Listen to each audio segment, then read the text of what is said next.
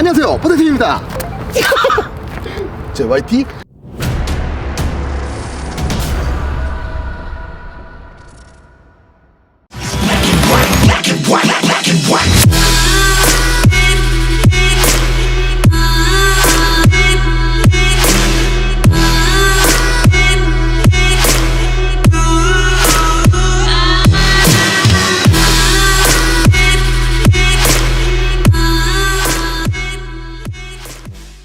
자, 오늘은 어마무시한 차까지는 아니고요. 네, 얼마 전에 제가 리뷰를 했던 차입니다.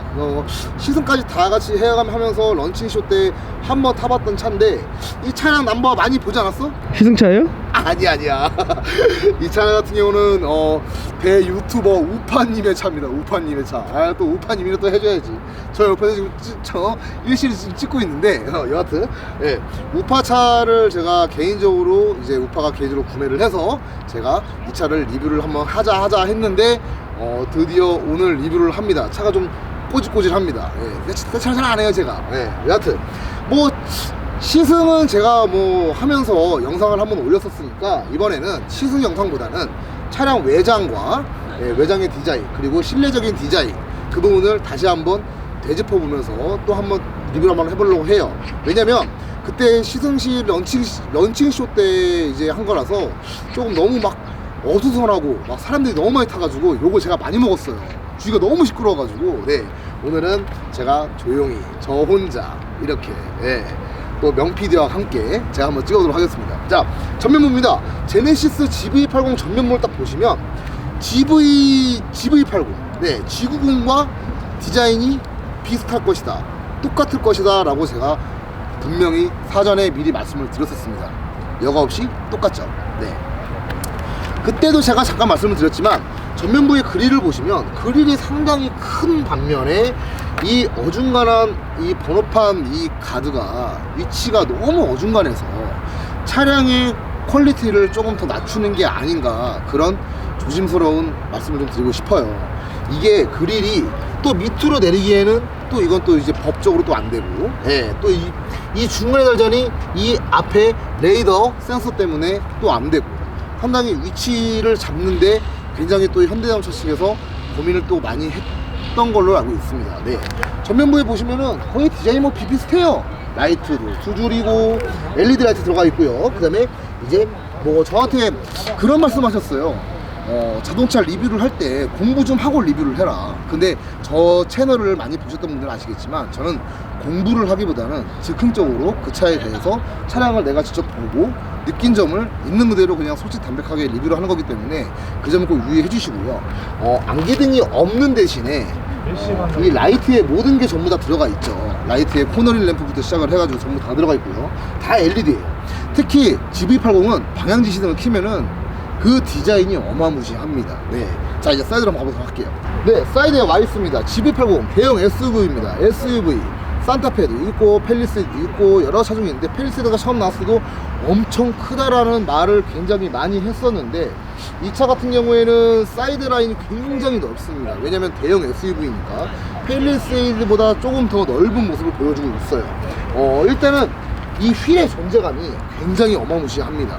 이 휠이 22인치인데도 불구하고 굉장히 이 차 크기에 비해서 작아 보이죠. 네, 작아 보이는 감이 좀 있어요. 이 휠 디자인도 굉장히 저는 이쁘다고 생각을 합니다. 하지만 이것보다 옵션이 조금 떨어지는 이제 그 휠 같은 경우에는 조금 이제 디자인이 아쉽긴 해요. 네, 그런 부분이 좀 있습니다. 그리고 이제 휀다 쪽에, 휀다 부분에 이제 이렇게 또 방향지시 등이 들어와 오는데, 이 두 줄 때문에, 이 한 줄과 두 줄의 차이점이 굉장히 엄청나게 컸어요. 두 줄의 밝기가 엄청나게 큽니다. 자, 리어 부분 한번 가도록 할게요. 자, 뒤에 리어 디자인은 와 있습니다. 리어 같은 경우에는 GV80, 그 다음에 제네시스. 이 트렁크 쪽에 엠블럼은 저는 이제 테스트카 때 봤을 때 이 로고가 없었어요. 그래서 이 GV80 로고만 있어가지고, 이거는 뺐구나. 그래서 상당히 이쁘겠다라는 생각을 많이 했는데, 이 로고를 좀 들어가는 바람에 이 트렁크 리어 부분이 조금 약간 아쉬운 부분이 조금 있습니다. 물론 엠블럼이야 뭐 띄면 되죠 라고 말씀 많이 하시겠지만, 제가 띈 차를 봤거든요 한번. 근데 굉장히 이뻤어요. 띈 차를 봤는데 굉장히 이뻤습니다. 그리고 리어 디자인이 테일램프 이렇게 두 줄 가 있죠. 네, 그 두 줄 가 있고, 이제 조만간에 곧 출시할 G80 네, G80 세단 후속도 리어 디자인은 똑같습니다. 다만 트렁크의 버튼 스위치만 조금 틀릴 뿐이죠. 그리고 이 차 같은 경우에 포르쉐의 기술력을 조금 많이 도입을 했어요. 그게 바로 뭐냐, 이 바로 트렁크 스위치가 이 와이퍼, 리어 와이퍼 암 스위치 쪽에 있어요. 이렇게 누르면 이렇게 열립니다. 트렁크가 열리면서 트렁크의 적재 공간도 굉장히 넓습니다. 지금 이렇게 짐이 좀 많이 실려 있는데, 예, 짐이 이게 일반 승용차에 이 동일한 짐을 실었으면 굉장히 꽉 차 보였을 텐데 굉장히 트렁크가 넓어요. 골프백 제가 한번 넣어봤거든요. 여기다가 한번 넣어봤는데 한 3개에서 4개 정도 들어가더라고요. 골프백이 굉장히 넓은 거예요. 그리고 리어 부분에 3열도 물론 중요하게 생각을 하면서 뒷좌석에 여러가지 뭐 송풍구라든가 뭐 스위치라든가 거기에 포인트를 굉장히 많이 줬습니다. 예, 많이 줬고요. 그리고 리어 부분에 딱 봤을 때 얘는 딱 봐도 그냥 GV80이야 라는 말이 나올 정도로, 근데 이제 제네시스가 이 GV80부터 시작을 해가지고 모든 라인들이 디자인이 비슷비슷합니다. 그래서 야간에 봤을 때 크기로 가늠을 해야 되는, 크기로 딱 봤을 때 얘는 GV80이야, 얘는 GV90이야, 얘는 GV70이야, 그런 식으로 가늠을 좀 해야 되는 그런 아쉬운 부분이 조금은 있죠. 예, 조금 특색화를 해가지고 조금만 디자인을 조금씩만 변경을 했으면 더 괜찮지 않았을까 라는 아쉬움을 조금 드러내요. 네, 그리고 수입차로 비교를 많이 X5랑 비교를 많이 하시더라고요. 근데 제가 이 말씀을 드리고 싶어요. 수입차 X5와 GV80은 솔직히 비교 대상이 아닙니다. 제가 봤을 때는 차 가격 때문에 아무래도 비교를 많이 하시는 것 같은데, 옵션적인 부분과 차량의 주행의 질감이라든가 그런 거를 딱 비교를 해봤을 때는 물론 차마다 장단점은 다 있습니다. 하지만 이 GV80 같은 경우에는 옵션적인 부분과 편의성을 자랑하는 데에서는 단연 1위고요. BMW X5는 바로 운전의 질감이에요. 제가 이 GV80을 시승실 런치 때 잠깐 비교 시승을 잠깐 해봤는데, 그 시승을 했을 때 얘 3.0 디젤이 맞아?